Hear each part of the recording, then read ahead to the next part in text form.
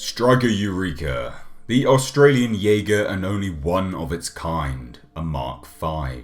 The father and son duo would pilot Striker Eureka after its construction just 5 years prior to the Jaeger program being closed down.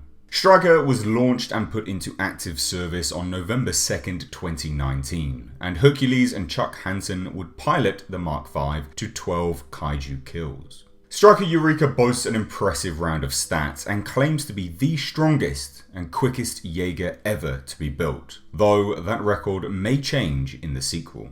But this Jaeger came at a cost, and the Australian division of the Pan-Pacific Defence Corps reportedly invested $100 billion into Striker Eureka. With over 12 kills accredited to its name, Striker Eureka was deployed across the world, facing kaiju in Los Angeles, Papua New Guinea, New Zealand, Australia, and even Malaysia, along with Mexico. Striker's first mission was soon after its launch, in December 16th, 2019. Striker Eureka was deployed in Manila, alongside its closest counterpart Gypsy Danger and Horizon Brave, to face off against an unnamed kaiju with a barbed tail.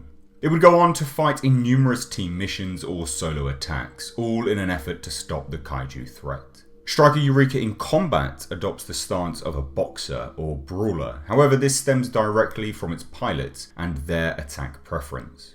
Striker's speed and agility is coupled with a robust design. The angel wings adorning its back are not for show, and these allow balance, increased aerodynamics, and act as essentially stabilizers when moving at high speeds. A unique feature of this Jaeger is its brass knuckles. Comprised of a temperature-resistant brass steel compound, they are laced around the joints of each finger and allow for a greater impact potential from punches. To add to that, the Jaeger also has retractable blades on each arm. These are superheated to over 300 degrees Fahrenheit, allowing the Jaeger to cut through even the toughest of kaiju hides. But perhaps the most effective weapon the Jaeger has to its name is the 6-barreled anti-kaiju missile launcher on its chest, equipped with 18 individual K-stunner warheads that kill a kaiju with a direct hit. Offensively, the Jaeger is extremely well equipped, and they didn't hold back on the defensive mechanisms either. The $100 billion investment from the Australian government was well spent on trying to protect their pilots. Striker Eureka has an escape pod built into the back of its con pod, which would allow the pilots to eject if the tide of a battle was going against them. There is also an escape hatch at the top of the Jaeger's head. Again, when all else fails, the pilots would still be able to eject in some form.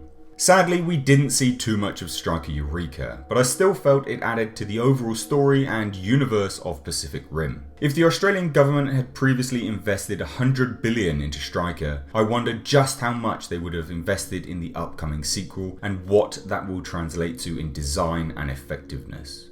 But what did you guys think of Striker Eureka? Let me know down below in the comments section, and moving forwards, for all your Pacific Rim and kaiju content, stick with me, Mr. H. And don't forget to hit that subscribe button to stay notified of all my future content. If you did enjoy this video, then please consider leaving it a like, as it does help the channel out. I've been Mr. H, and until next time, I'll catch you in the comments section.